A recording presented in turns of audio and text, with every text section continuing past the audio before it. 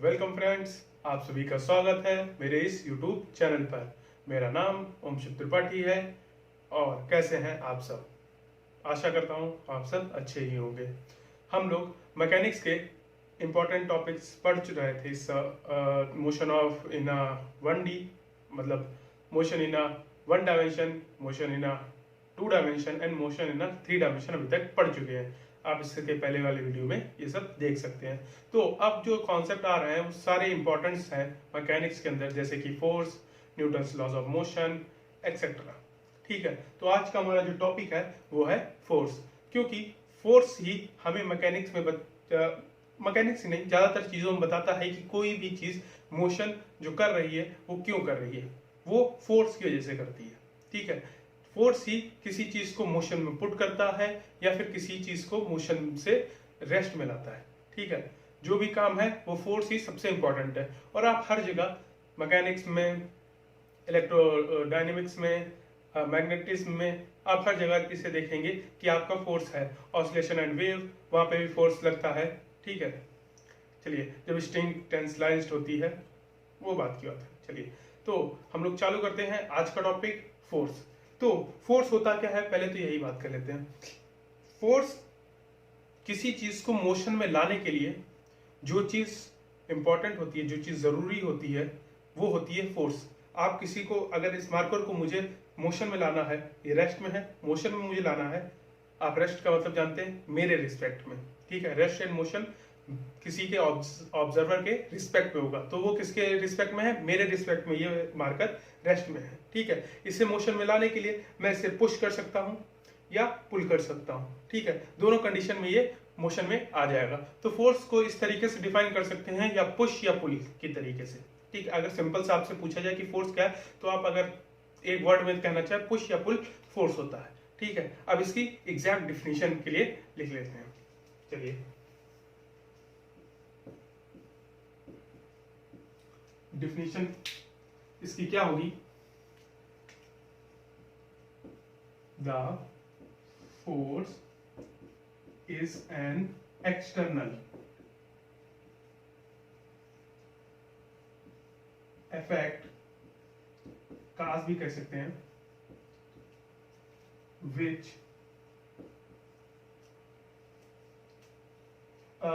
In the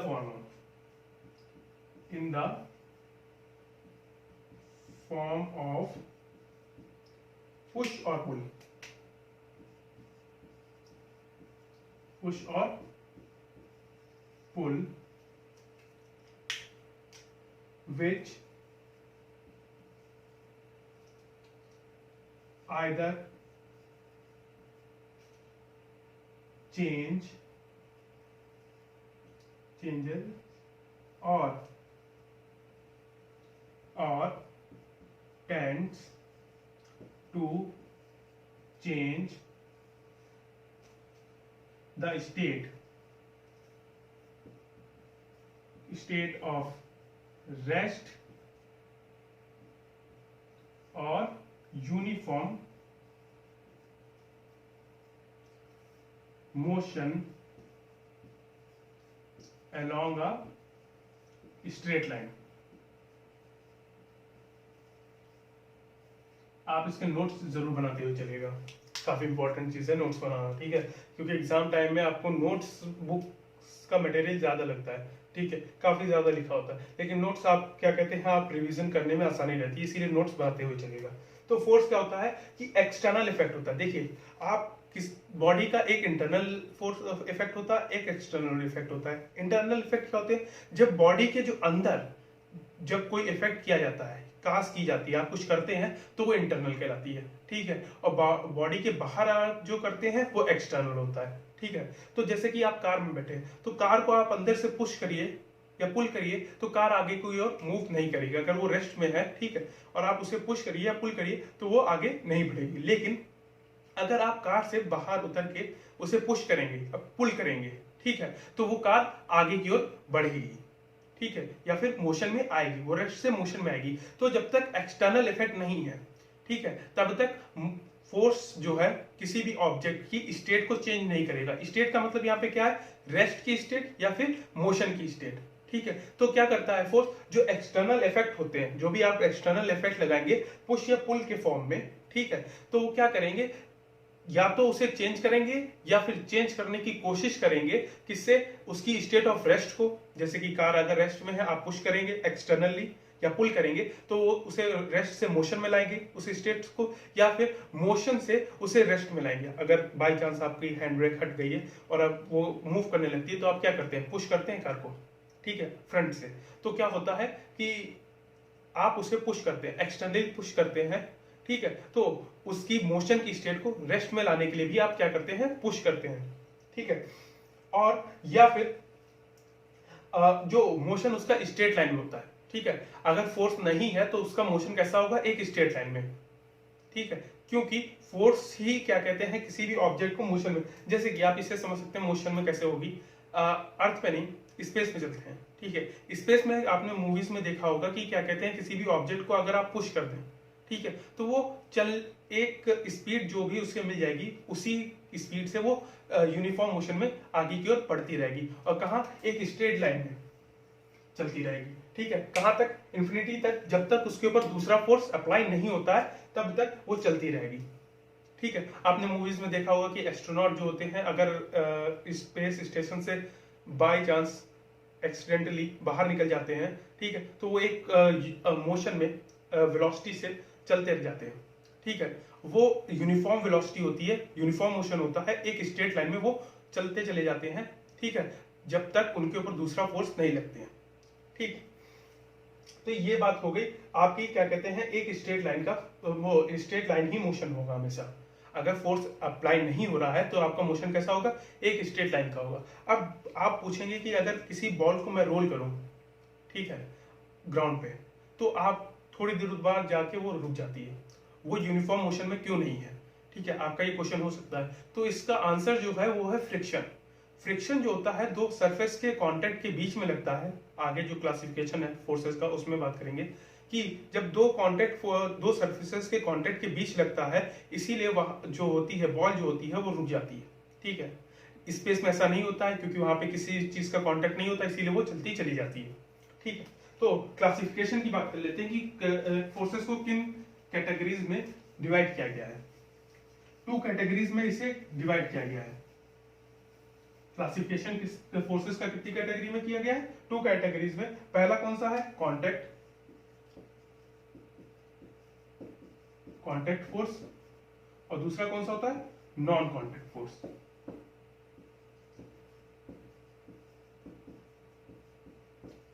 ठीक है, 2 categories में क्लासिफाई किया गया है, contact force, non contact force.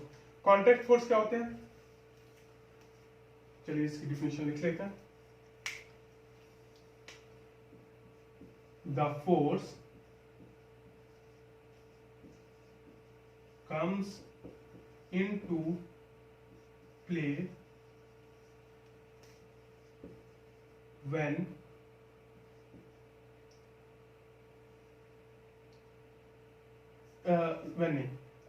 the force come into play due to actual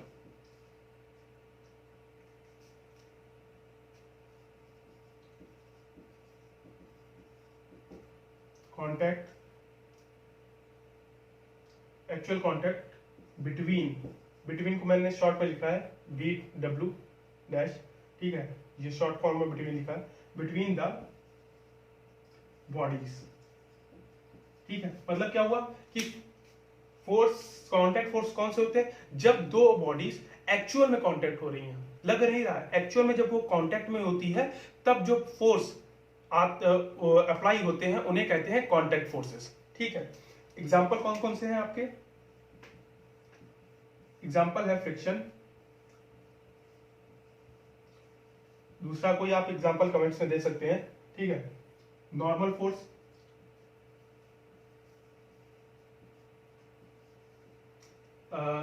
air resistance,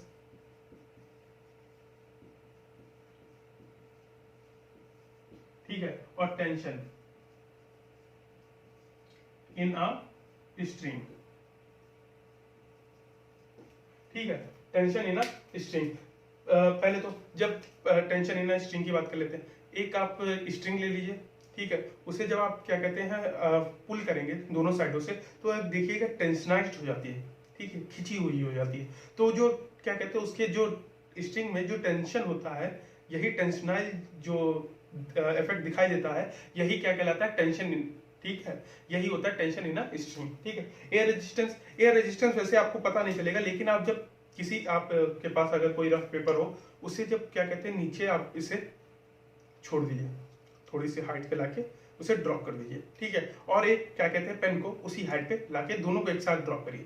देखिएगा पेन जो है वो ज्यादा जल्दी नीचे गिर रहा है इन कंपैरिजन टू जो पेपर है। क्यों? क्योंकि पेपर का जो एरिया है वो ज्यादा है, इसीलिए एयर रेजिस्टेंस, एयर है, ठीक है, वो रजिस्ट कर रही है उसको नीचे की ओर। एयर रेजिस्टेंस क्या होता है? किसी चीज को रजिस्ट करना, मतलब उसके फ्लो को रोकना, ठीक है। तो एयर क्या कर रही है? उसके फ्लो को मतलब नीचे गिरने से रोक रही है, लेकिन पेन का एरिया कम है इसीलिए वो आसानी से नीचे गिर जाता है। ये इफेक्ट आप यहाँ पे ये एग्जांपल से देख सकते हैं, लेकिन हम लोग जो एवरीडे लाइफ में इसका एग्जांपल ज्यादा नहीं देखते। लेकिन कोई भी चीज जब एटमॉस्फेयर से, ठीक है, वो सॉरी स्पेस से एटमॉस्फेयर में एंटर करती है, तब इसका इफेक्ट बहुत अच्छे से दिखाई देता है। इसकी काफी वीडियो यूट्यूब पे है, आप देख सकते हैं, ठीक है। तो ये हो गया normal reaction.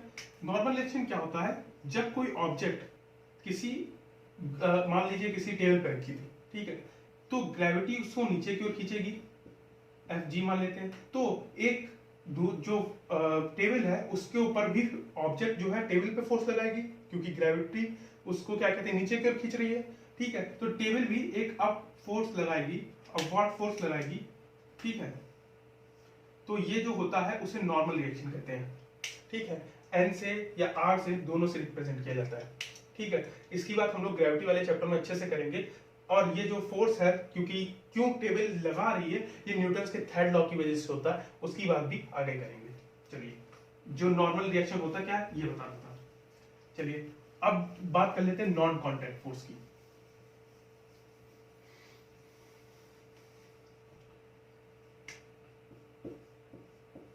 Non contact force क्या होते हैं? The force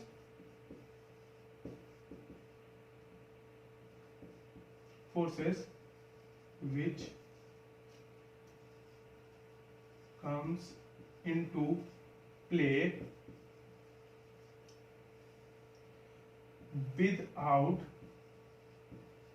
actual contact between bodies। Example क्या है इसके? आप जानते हैं, ठीक है, ऐसा नहीं आप नहीं जानते हैं, मैं बता रहा हूं, अभी आपको पता चल जाएगा। फील्ड फोर्सेस होते हैं, और आप जानते हो तो कमेंट्स में जरूर लिखिएगा। वीडियो को पॉज कर दीजिए, कमेंट में लिख दीजिए, फिर देखिएगा सही है गलत है। पहला तो है ग्रेविटेशन,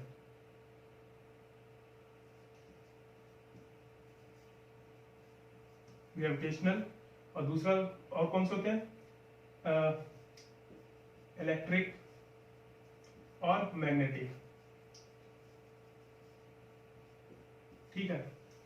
फील्ड फोर्सेस, देखिए अगर मैं इस पेन को ड्रॉप कर दूं तो कोई एक्चुअल क्या कहते हैं कांटेक्ट नहीं हो रहा, अर्थ का और इस मार्कर का कोई एक्चुअल कांटेक्ट नहीं हो रहा, लेकिन तब भी ये अर्थ जो है इस मार्कर को अपनी सेंटर की ओर अट्रैक्ट कर रहा है, ठीक है। एक्चुअल कांटेक्ट नहीं है, तब भी ये अर्थ इस मार्कर को अपने सेंटर की ओर अट्रैक्ट कर रही है, ठीक है, बिना एक्चुअल कांटेक्ट के, ठीक है। तो ये जो फोर्सेस होते हैं ये क्या कहलाते हैं? नॉन कांटेक्ट फोर्स होते हैं, ठीक है। ऐसे इलेक्ट्रिक और मैग्नेटिक, आपने मैग्नेट्स दो देखे होंगे, ठीक है, नॉर्थ पोल, साउथ पोल, ठीक है। जब नॉर्थ और साउथ जब क्या कहते हैं पास होते हैं तो दोनों के बीच में कांटेक्ट नहीं होता, लेकिन तब भी एक दूसरे को आपस में अट्रैक्ट कर लेते हैं और ज्वाइंट हो जाते हैं, ठीक है। और अगर क्या कहते हैं सेम पोल के हैं, नॉर्थ है या साउथ है, तो वो रिपल कर देते हैं, ठीक है। आप एक टॉयज आते हैं, मैग्नेट्स वाले टॉयज आते हैं, तो आप उन्हें थ्रो करते हैं, ठीक है, तो वो आप थोड़ी डिस्टेंस पे आप देखते होंगे कि जुड़ जाते हैं, ठीक है। तो वो क्या कहते हैं मैग्नेट की ही वजह से होता है, मैग्नेटिक फील्ड। और फील्ड फोर्सेस, ये फील्ड जनरेट करता है, ग्रेविटेशनल फील्ड होती है, इलेक्ट्रिक फील्ड होती है और मैग्नेटिक फील्ड होती है, इनकी वजह से ये फोर्सेस लगते हैं। ये आगे की बात है, ये हम लोग जब ये टॉपिक पढ़ेंगे तब बात करेंगे इनकी। ये काफी बड़े कॉन्सेप्ट हैं, ठीक है, बड़े हैं, कठिन नहीं है, ठीक है। दो चीजें होती हैं, या तो आपको क्या कहते हैं फिजिक्स बहुत कठिन लगेगी, या तो फिजिक्स से आपको प्यार हो जाएगा। दो है कि इतना इंटरेस्टिंग लगने लगेगा कि आपको सबसे अच्छी लगेगी, ये सबसे इजी लगने लगेगी। एक बार इंटरेस्ट आ जाए फिजिक्स सबसे इजी लगने लगेगी, और एक बार इंटरेस्ट नहीं आया तो सबसे कठिन सब्जेक्ट है ये, ठीक है, सबसे ज्यादा कठिन आपको लगेगा, और इंटरेस्ट आ जाए तो सबसे आसान है ये, ठीक है। बस इसमें इमेजिनेशन आप थोड़ी सी अपनी स्ट्रॉन्ग कर लीजिए, ठीक है। इमेजिनेशन पावर जितनी अच्छी होती जाएगी उतना ही आपका इंटरेस्ट इसमें बढ़ता चला जाएगा, ठीक है। सारा का सारा जो कॉन्सेप्ट है वो इमेजिनेशन का है फिजिक्स में। चलिए आगे बात करते हैं इनर्शिया की, उसका ही कॉन्सेप्ट जान लेते हैं अब। अच्छा,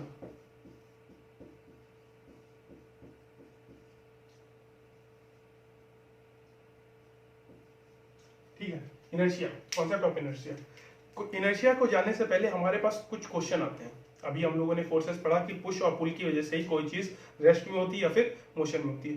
तो क्या कारण होता है कि क्वेश्चन आते हैं कि एयर मॉलिक्यूल्स मोशन में ही रहते हैं, ठीक है, वो रेंडमली मूव करते रहते हैं, वो मोशन में ही रहते हैं। तो क्या कारण होता है कि ये सारे मॉलिक्यूल्स मोशन में रहते हैं, ठीक है।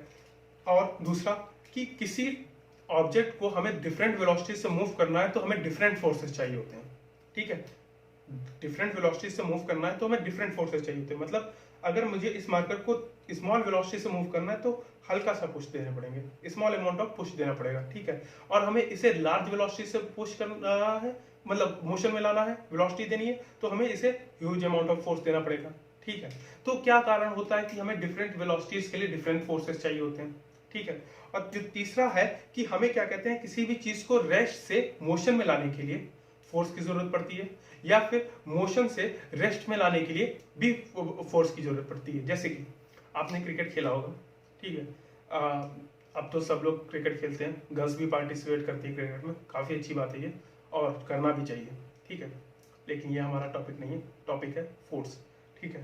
तो बात आई कि जो हम लोग जब क्रिकेट खेलते हैं तो क्रिकेट में देखा होगा कि आपने जो कैच लेते हैं, ठीक है, तो एक हाथों से, अपने हैंड से एक पुश देते हैं बॉल को, ठीक है, ताकि वो रुक जाए। तो मोशन में क्या हुआ कि उसको जब आपने पुश दिया तो उसने मोशन से वो रेस्ट में आ गई, ठीक है।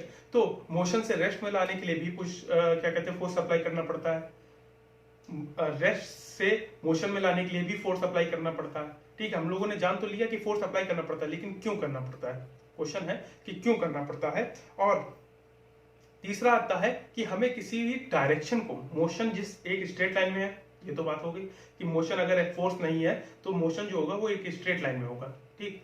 अगर आपकी उस डायरेक्शन को चेंज करना है तो आपको फोर्स अप्लाई करना पड़ेगा।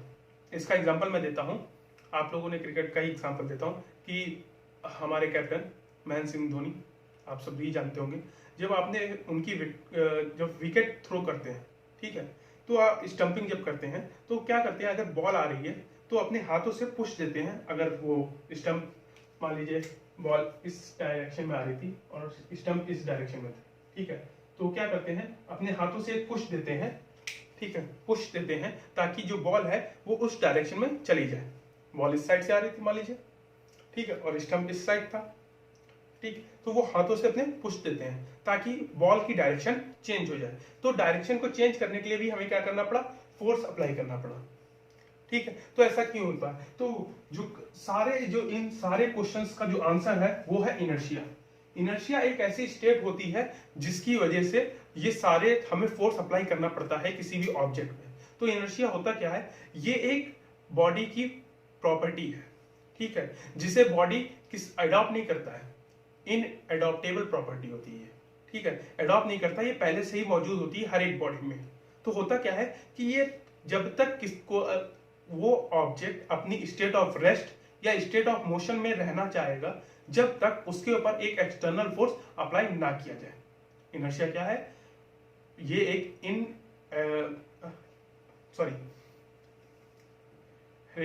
इनहेरिटेबल प्रॉपर्टी है कि वो ऑब्जेक्ट अपनी स्टेट ऑफ रेस्ट और स्टेट ऑफ मोशन में रहना चाहता है जब तक उसके ऊपर एक एक्सटर्नल फोर्स अप्लाई ना किया जाए। चलिए डिफिनेशन लिख लेते हैं इसकी।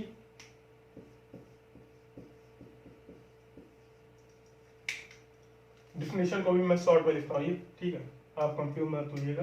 क्या होती है? द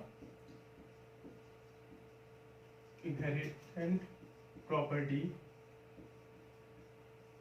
ऑफ ऑल, सारी की सारी ऑब्जेक्ट में मौजूद होती है, किसी एक या दो की बात नहीं है, ठीक है। All object do not change their state और स्टेट ऑफ रेस्ट और of uniform motion along a straight line। Straight line की बात है, ठीक है, कि इसमें डायरेक्शन भी अप्लाई हो गई। यूनिफॉर्म मोशन, ठीक है, मोशन में रहेगी या फिर अपनी स्टेट ऑफ रेस्ट में रहेगी या यूनिफॉर्म मोशन में रहेगी, किसमें? एक स्ट्रेट लाइन में। अगर उसको डायरेक्शन भी चेंज करनी है तब भी आपको फोर्स अप्लाई करना पड़ेगा। तो क्या हो जाएगा? In uniform motion along a straight line unless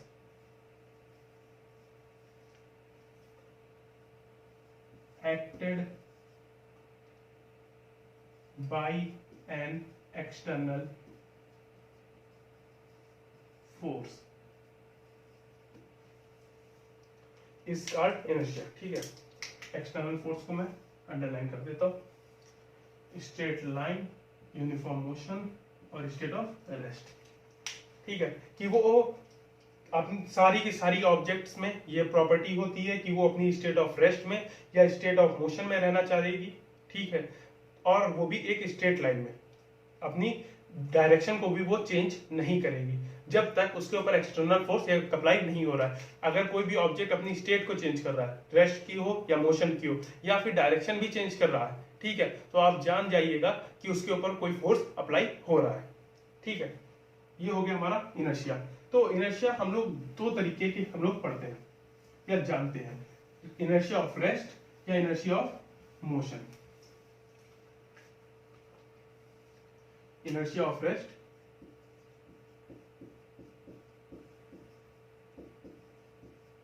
inertia of rest या inertia of motion. Inertia of rest क्या होता है? It is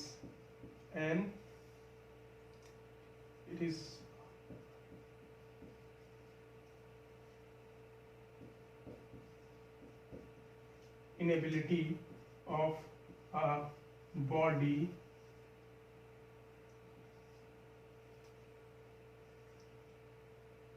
not change their position by itself। खुद से इनएबिलिटी, ठीक है, कि एबिलिटी वो करने में सक्षम कह सकते हैं, ठीक है, वो कर सकती है, खुद से कर सकती है। इनएबिलिटी वो खुद से नहीं कर सकती है, ठीक है, कि वो खुद कोई भी ऑब्जेक्ट खुद से अपनी स्टेट ऑफ रेस्ट को चेंज नहीं कर सकती है। जैसे कि अगर आप कोई भी ऑब्जेक्ट चाहे मूव करना, ठीक है, तो वो खुद से मूव नहीं कर सकती है। आपने ऐसा नहीं देखा होगा कि बुक क्या कहते हैं अपने आप चलने लगी या मूव करने लगी, ऐसा तो होता नहीं, ठीक है। तो कोई भी ऑब्जेक्ट क्या कहते हैं खुद से मूव नहीं कर सकती है, ठीक है। तो ये हो गया इनर्शिया ऑफ रेस्ट। इसके एग्जांपल क्या हो गए?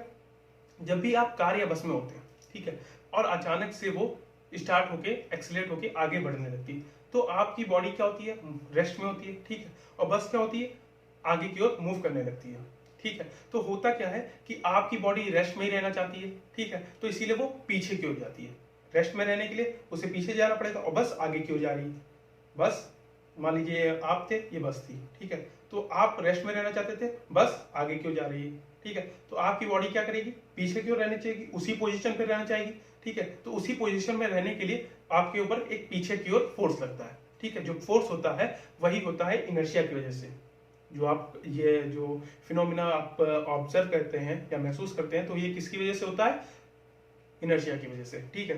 दूसरा क्या हो गया, जब भी आप कारपेट को बीट करते हैं स्टिक से, तो आप देखते होंगे डस्ट पार्टिकल जो है वो क्लियर हो जाते हैं। क्यों, क्योंकि कारपेट मान लीजिए ये था, इसमें ये डस्ट पार्टिकल थे, जब आपने बीट किया तो कारपेट हल्का सा मोशन में आ गया और वो पीछे की ओर हो गया। लेकिन डस्ट पार्टिकल जो है वो रेस्ट में रहना चाहते थे, ठीक है। तो वो क्या कहते हैं, अपनी पोजीशन बने रहे, और क्योंकि वो पोजीशन पे बने रहे तो इसीलिए वो क्लियर आउट होगा उससे, ठीक है।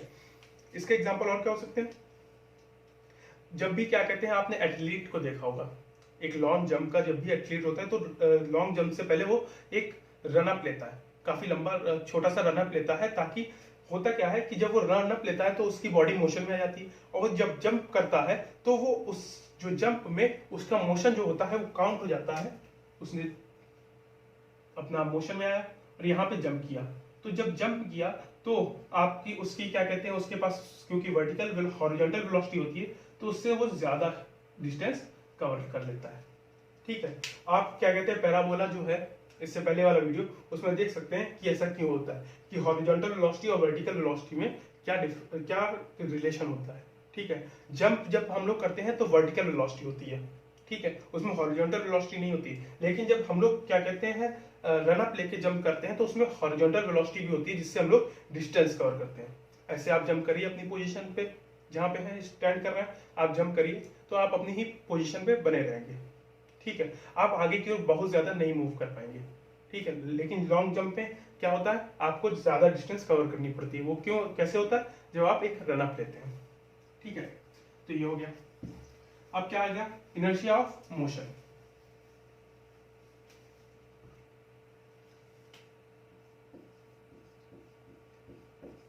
तो इनर्शिया ऑफ मोशन क्या हो जाएगा,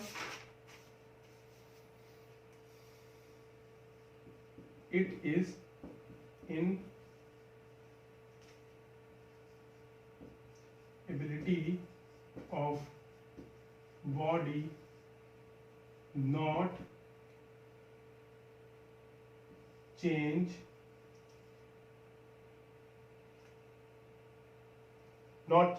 their state of rest, sorry, their state of uniform motion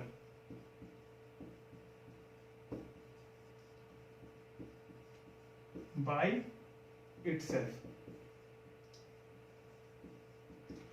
कि कोई भी ऑब्जेक्ट खुद से अगर रुकना चाहे तो वो रुक नहीं सकता है, मतलब अगर कोई भी ऑब्जेक्ट मोशन में है तो वो अपनी उस स्टेट को चेंज नहीं कर सकता है अगर वो खुद से चाहे तो, ठीक है। जैसा कि एग्जांपल हो सकता है कि आप जब बस और कार अचानक से रुक जाती है तो आप क्या होता है, मोशन में होते हैं, ठीक है। और बस अचानक से रुक जाती है तो आप मोशन में ही रहना चाहते हैं और आगे की ओर बढ़ जाते हैं, ठीक है। आप मोशन में ही रहना चाहते हैं और अचानक की ओर आगे की ओर बढ़ जाते हैं। लेकिन बस क्योंकि रुक चुकी है अचानक से, तो वो क्या हो जाता है, बस पीछे की ओर हो गई और आप आगे मूव करना चाहते हैं, इसीलिए आपको फोर्स लगता है आगे की ओर, ठीक है। ये हो गया। चलिए अब बात करते हैं इनर्शिया के साथ जो अगला कॉन्सेप्ट आता है हमारा मास का, कि मास क्या होता है। मास और इनर्शिया में आप काफी लोग कंफ्यूज हो जाते हैं, मास और इनर्शिया को एक ही चीज मानते हुए कंफ्यूज हो जाते हैं, ठीक है। जो मास को हम लोग कह सकते हैं कि ये क्या कहते हैं, मीजरेबल जो होता है, इनर्शिया का जो मीजर होता है वो होता है मास, ठीक है। इनर्शिया को जो मीजर करते हैं वो क्या होता है, मास। तो चलिए मास को क्या होता है, the amount of substance contained in a body, ठीक है। जो अमाउंट्स क्या कहते हैं कोई बॉडी अपने अंदर कंटेन करती है सब्सटेंस का, ठीक है, वो होता है मास। जो क्या करता है, इट्स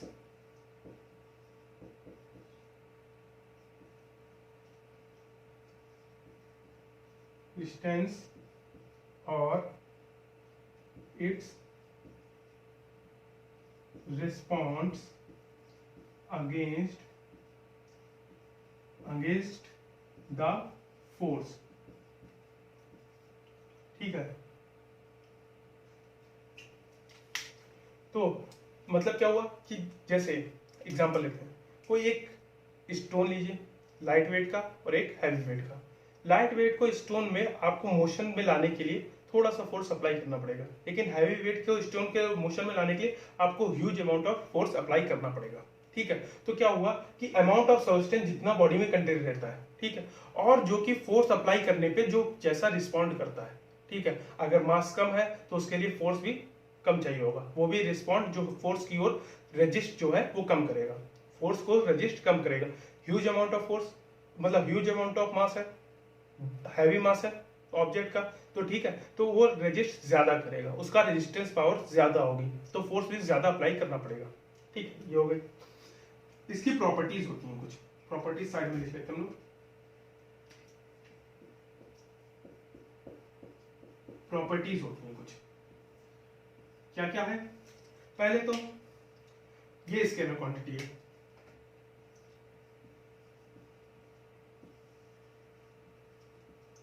ठीक है। दूसरा क्या आ जाएगा?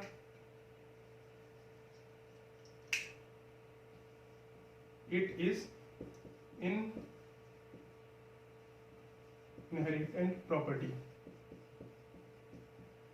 ऑफ बॉडी, मतलब ये अपनाई हुई प्रॉपर्टी नहीं है, मतलब ये अडॉप्ट की हुई प्रॉपर्टी नहीं है, मतलब किसी मास ऑब्जेक्ट बनी उसके बाद उसका मास ऐसा नहीं है, ऑब्जेक्ट जब बनी उसका मास तुरंत उसके पास था, ठीक है, तो वो उस जब ऑब्जेक्ट है तो उसका मास उसी में इंक्लूड होता है, ये हमेशा उसके मतलब ये प्रॉपर्टी ही है ऑब्जेक्ट की, ठीक है। अब मास क्यों होता है ये एक अलग कॉन्सेप्ट है और बहुत ही क्या कहते हैं, बहुत ज्यादा नहीं, इसकी अलग थ्योरी है, ठीक है, उस पर हम लोग नहीं जाएंगे, हम लोग हायर फिजिक्स पर नहीं तो चले जाएंगे और उस पर नहीं जाना है, ठीक है। तो it remain conserved in chemical reaction,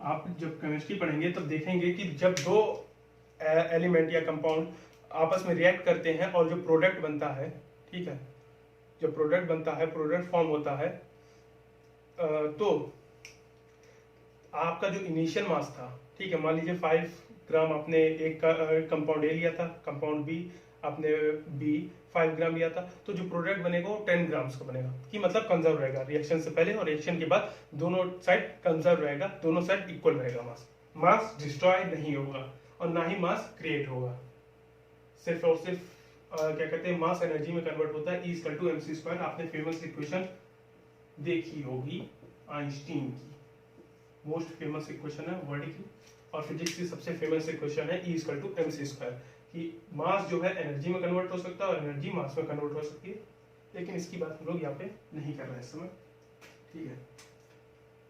हम ये सारे जो E=mc² है या मास कहाँ से आता है, ये सारे हायर फिजिक्स में हम लोग चले जाएंगे और उससे हम लोग का वीडियो काफ़ी लंबा खिंच जाएगा और आपको थोड़ा सा इंटरेस्टिंग भी लगेगा, लेकिन उसमें नहीं जाना है इस समय, ठीक है। ये सारी बातें होंगी, चिंता मत करिएगा, ये सारी बातें होंगी, लेकिन इस समय नहीं होंगी।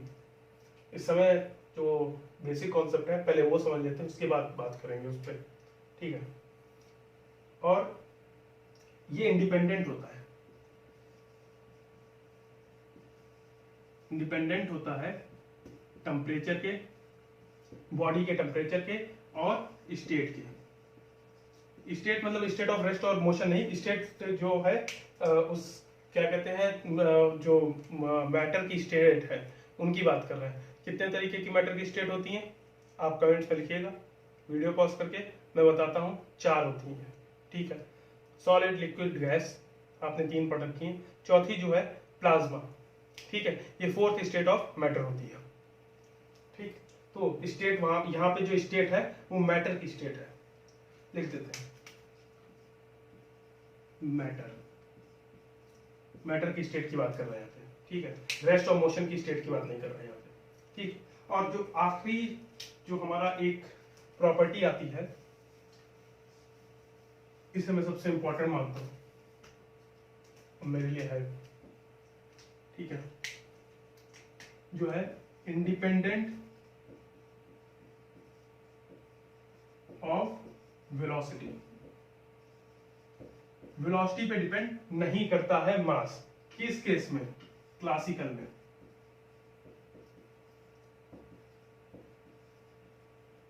क्लासिकल मैकेनिक्स जो हम लोग पढ़ रहे हैं, ठीक है, ये क्लासिकल मैकेनिक्स कहलाती है या फिर न्यूटोनियन मैकेनिक्स कहलाती है, जहां पे वेलोसिटी जो है स्पीड ऑफ लाइट के कंपैरिजन में बहुत छोटी होती है, ठीक है।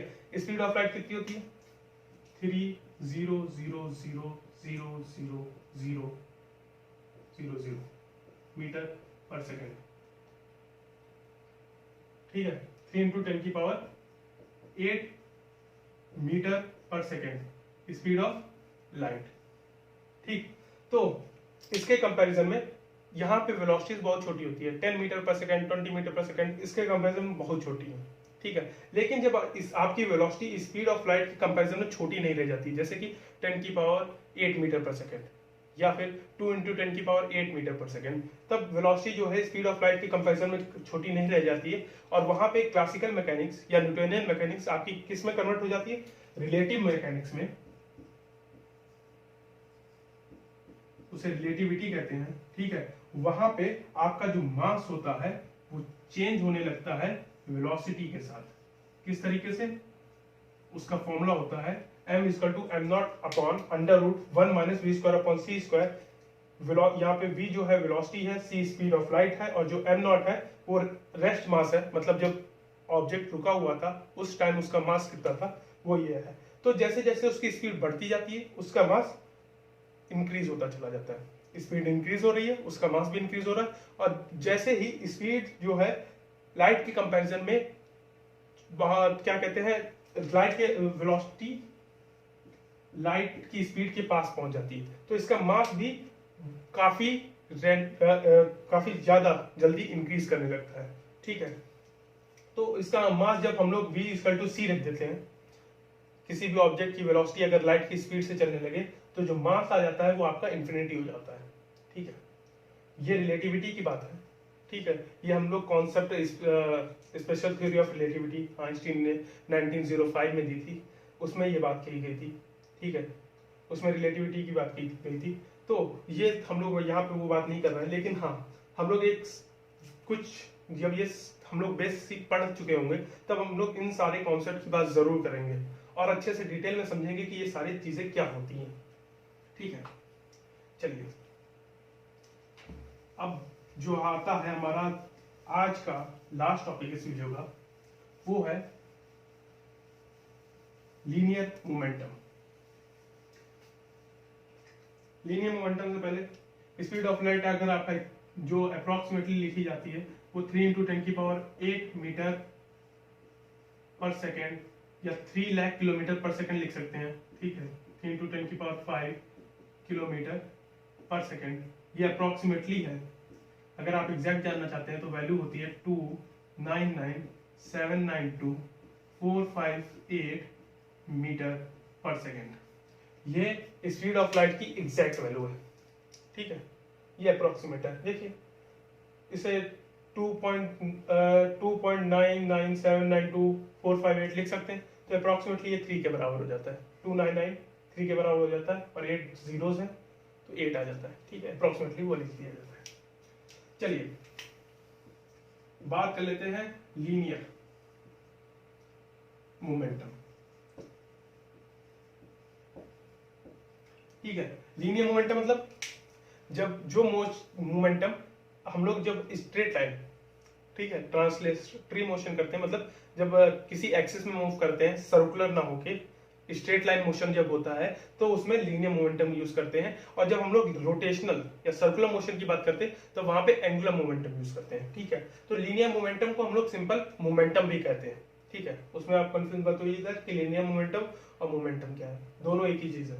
लीनियर मोमेंटम और मोमेंटम, एंगुलर मोमेंटम अलग चीज है, ठीक है। तो लीनियर मोमेंटम क्या हो जाता है, the product of mass and velocity of body. Simple सा कि बॉडी के जो मास है इनटू जो वेलोसिटी है, उन दोनों का प्रोडक्ट जो होता है वो मोमेंटम होता है, और ये एक वेक्टर क्वांटिटी है। ठीक है, प्रॉपर्टीज में हम लोग लिखते हैं, क्योंकि वेलोसिटी क्या होती है आपकी, वेक्टर होती है। ठीक है, एक मास स्केलर क्वांटिटी है, तो आपको याद होगा कि वेक्टर से जब स्केलर मल्टीप्लाई होता है तो उसका मैग्नीट्यूड केवल इंक्रीज करता है, डायरेक्शन को चेंज नहीं करता है। तो वेलोसिटी, ये दोनों जो आपका जो प्रोडक्ट है एक वेक्टर है, तो इसीलिए मोमेंटम क्या हो गया, एक वेक्टर क्वांटिटी हो गई। तो प्रॉपर्टीज क्या लग जाएंगी, पहला तो मोमेंटम जो है वेक्टर क्वांटिटी है। ठीक है, दूसरा क्या आ जाएगा, इसका यूनिट क्या आ जाएगी, मास की हो जाती है केजी, और वेलोसिटी क्या होती है, मीटर पर सेकेंड। तो इसकी यूनिट क्या हो जाती है, केजी मीटर पर सेकेंड। ठीक है, और इसकी डायमेंशन, अगली बात कर लेते हैं डायमेंशन की। डायमेंशन क्या हो जाएगी, देखिए डायमेंशन पी की मैं लिखता हूं, एम की होती है एम, कैपिटल एम। ठीक है, और वेलोसिटी की क्या होती है, वेलोसिटी होती है हमारी डिस्प्लेसमेंट अपॉन टाइम, वेक्टर हटा देते हैं, डायमेंशन में उसका यूज नहीं रहेगा। ठीक है, डिस्प्लेसमेंट के लिए क्योंकि लेंथ में मेजर करते हैं तो एल, और टाइम को कैपिटल टी। अगर आपको इसमें कोई दिक्कत आ रही हो तो आप मेरा सबसे पहला वीडियो देख सकते हैं, unit physical quantity and dimension, उसमें ब्रीफली बात की गई है इसकी। तो एल टी माइनस 1। ठीक है, वेलोसिटी क्या गई, तो एल क्या गई, एल टी माइनस 1, दोनों आपस में मल्टीप्लाई हो रही हैं, तो हम लोग इससे मल्टीप्लाई भी कर देते हैं, क्या जाएगा, एम एल टी माइनस 1। तो क्या गई, एम एल टी माइनस 1। ठीक है, तो ये आपकी वेलोसिटी, ओ सॉरी मोमेंटम की डायमेंशन आ गई। ठीक है, तो यहाँ पे हमारा क्या कहते हैं, लीनियर मोमेंटम का कॉन्सेप्ट पूरा होता है। ठीक है, तो हम लोग इसके अगले वीडियो में जो बात करेंगे वो होगा Newton's laws of motion, conservation of linear momentum, और उसके कुछ टॉपिक्स और उसको कुछ एग्जांपल्स की हेल्प से सॉल्व करने की कोशिश करेंगे। ठीक है, तो आपको अगर ये वीडियो पसंद आया हो तो इसे लाइक करिएगा, कमेंट करिएगा, शेयर करिएगा, और अगर इस चैनल को आपने सब्सक्राइब नहीं किया है तो सब्सक्राइब करना मत भूलिएगा। Thank you so much.